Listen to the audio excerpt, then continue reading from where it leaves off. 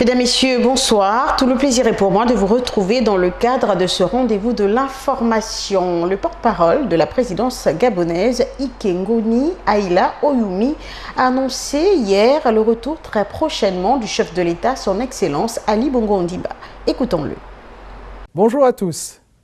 Son Excellence, Monsieur le Président de la République, chef de l'État, Ali Bongo Ondimba, quittera le Maroc pour rentrer au Gabon ce samedi 23 mars. Son Excellence, Monsieur le Président de la République, chef de l'État, se réjouit de retourner parmi ses compatriotes. Il tient à remercier très chaleureusement son frère, Sa Majesté le Roi du Maroc, Mohamed VI, pour la qualité de son accueil et l'inestimable soutien apporté tout au long de son séjour dans le royaume chérifien. Je vous remercie. Élu deuxième adjointe au maire à la mairie du 2e arrondissement de la commune d'Akanda le 10 février 2019, Che Stéphane Rilogué, cadre du Parti pour le développement et la solidarité sociale, a été installé à son poste par le maire de cet arrondissement, Achille Lambert, pour le compte rendu. L'esplanade de l'hôtel de ville d'Akonda a servi de cadre ce 20 mars 2019 à la cérémonie d'installation des maires des 1er et 2e arrondissements et leurs adjoints. C'est en présence de Jean de Dieu Moukani Iwangu, ministre d'État en charge de l'enseignement supérieur, de la recherche scientifique et du transfert de technologie, que Grégory Lacruche, maire central, a procédé à l'installation des maires du 1er et 2e arrondissement qui, eux, à leur tour, se sont prêtés au même exercice pour leurs adjoints.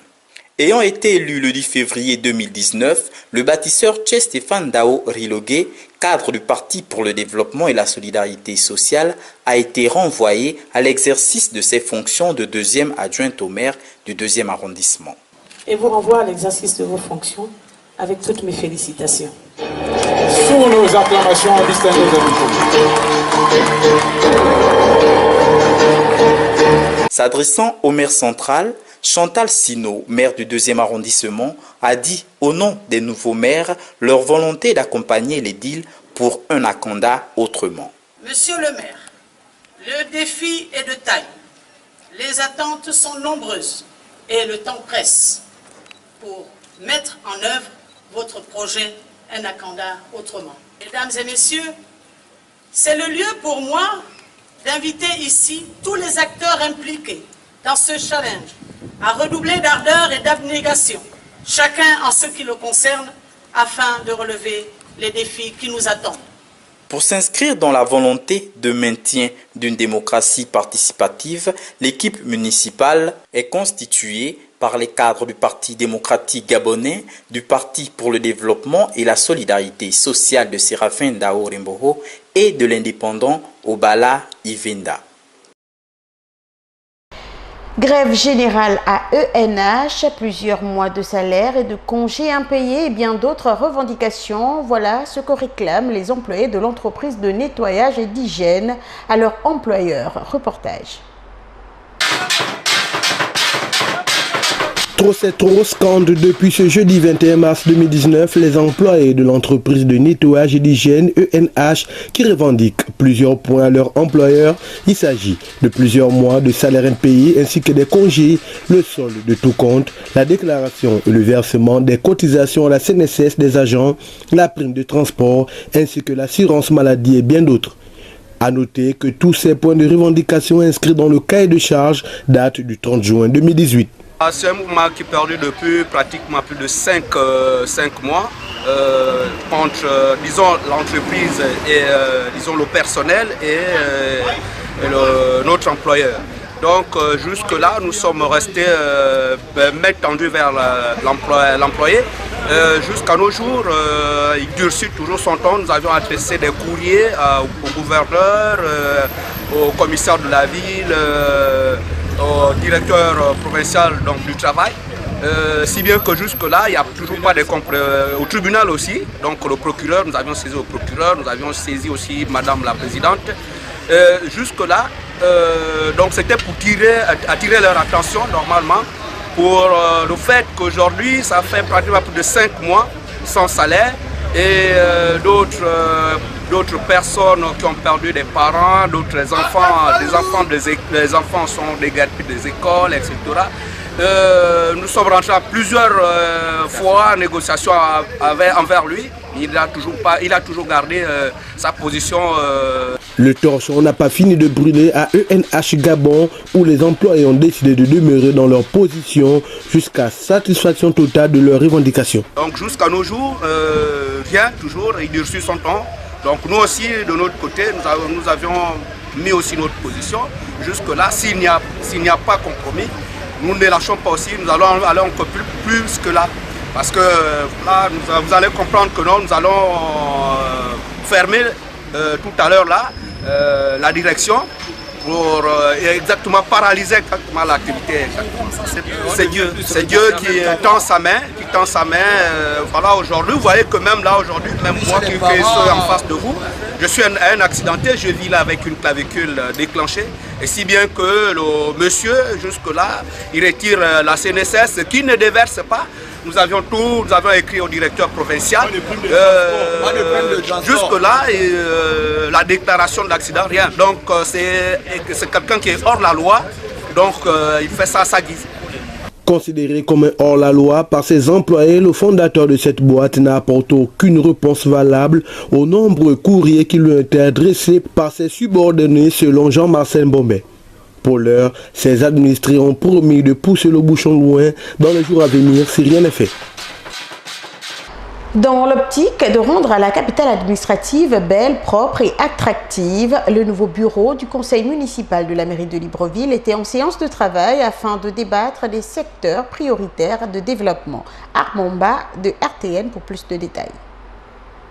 2 jours de travaux pour dégager les secteurs prioritaires pour rendre la commune de Libreville belle, propre et attractive, c'est l'objectif du nouveau bureau du conseil municipal de Libreville qui s'est tenu du 16 au 17 mars 2019. Nous sommes retrouvés ici donc en séminaire de travail.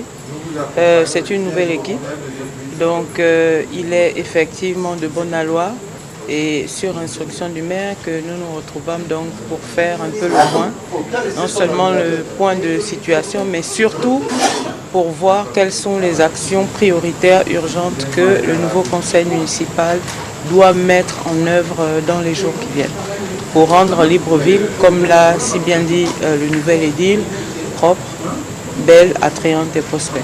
Grosso modo, je peux le dire comme ça, il y a quelques problèmes de voirie, il y a quelques problèmes donc je l'ai dit, l'insalubrité, l'hygiène et probablement quelques actions diverses qui vont toucher et impacter directement la population librevilloise. Nous ne voulons pas être prétentieux et nous n'allons pas vous dire un délai de tant de jours, mais simplement sachez que la nouvelle équipe est à pied d'œuvre et est disposée et déterminée surtout à pouvoir donc aller assez vite dans la mise en œuvre de son plan d'action urgent.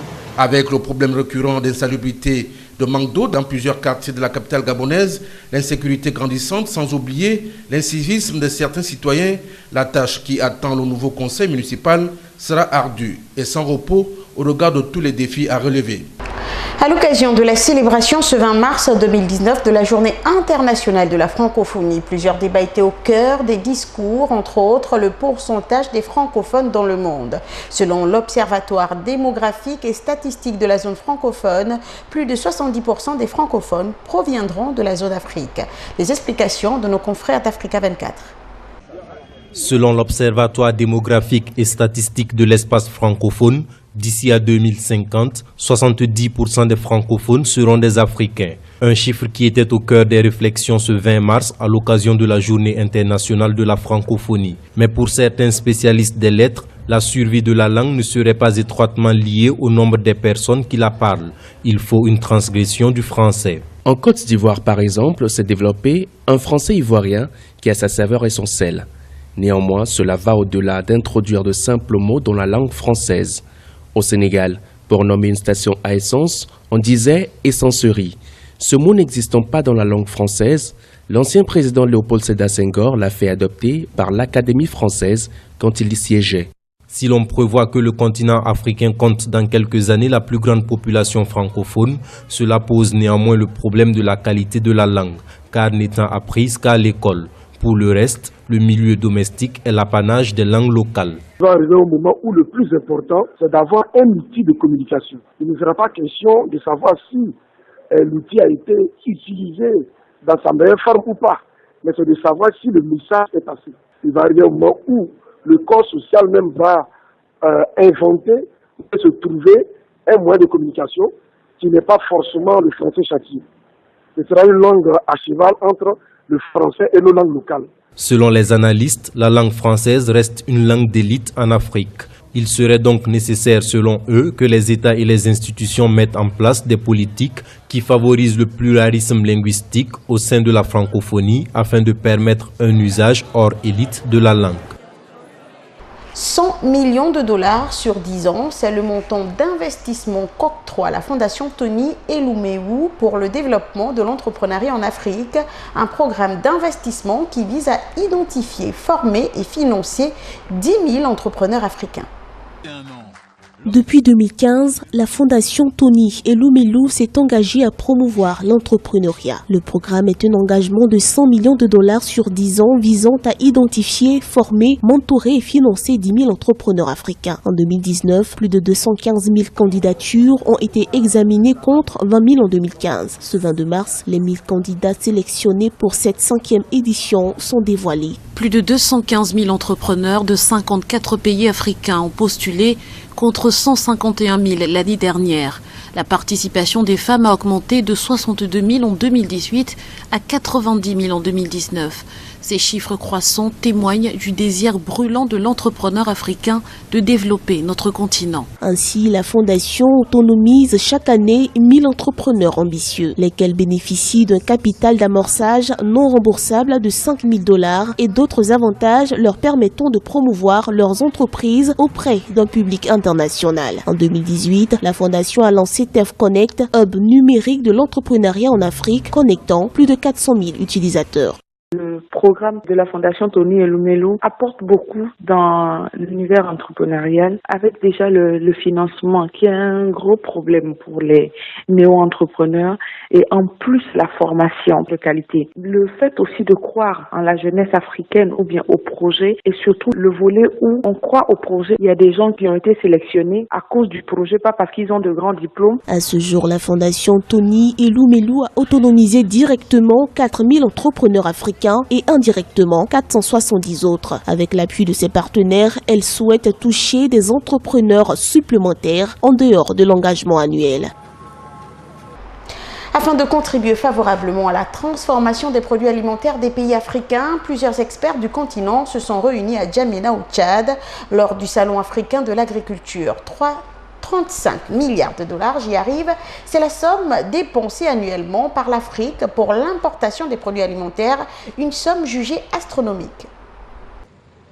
35 milliards de dollars sont annuellement dépensés par l'Afrique pour l'importation des produits alimentaires. Des dépenses jugées exorbitantes par les autorités et qui mettent surtout en exergue la faible capacité de transformation des produits locaux. Le Salon africain de l'agriculture qui s'est tenu à N'Djamena au Tchad du 12 au 15 mars n'a pas manqué de tirer la sonnette d'alarme sur le bas niveau de l'industrie de transformation agricole. C'est un grand manque à gagner pour les Africains car la matière première s'en va par exemple en Chine et en Europe. Puis elle nous revient beaucoup plus cher sous forme de produits finis. Si nous pouvions produire et transformer localement, cela nous reviendrait non seulement moins cher, mais ce serait une véritable valeur ajoutée. Les capacités de production agricole du continent ne sont plus à démontrer. L'Afrique dispose encore de 600 millions d'hectares de terres arables non cultivées et la main-d'œuvre jeune et dynamique à laquelle s'ajoute un écosystème diversifié sont autant d'atouts. Malheureusement, le continent fait face à un déficit de transformation. À titre d'exemple, seulement 10% du coton produit localement sont transformés sur place. Parmi toute la chaîne de production, c'est la transformation qui est le maillon le plus faible. Et le maillon est très faible parce que les petits producteurs ne disposent pas de plateau technique de transformation. Le niveau de transformation est archaïque. Il y a un problème technique, il y a un problème financier, il y a un problème de volonté politique. Les pays africains doivent également relever le défi de l'accès au financement pour les entrepreneurs agro-pastoraux. Avec des taux d'intérêt qui oscillent entre 10 et 15%, les prêts bancaires restent un luxe pour la majorité des agriculteurs. Nous voilà arrivés au terme de cette édition d'information. Merci de votre fidélité et bonne suite de nos programmes. L'actualité se poursuit sur notre chaîne YouTube Top Budget Gabon officiel.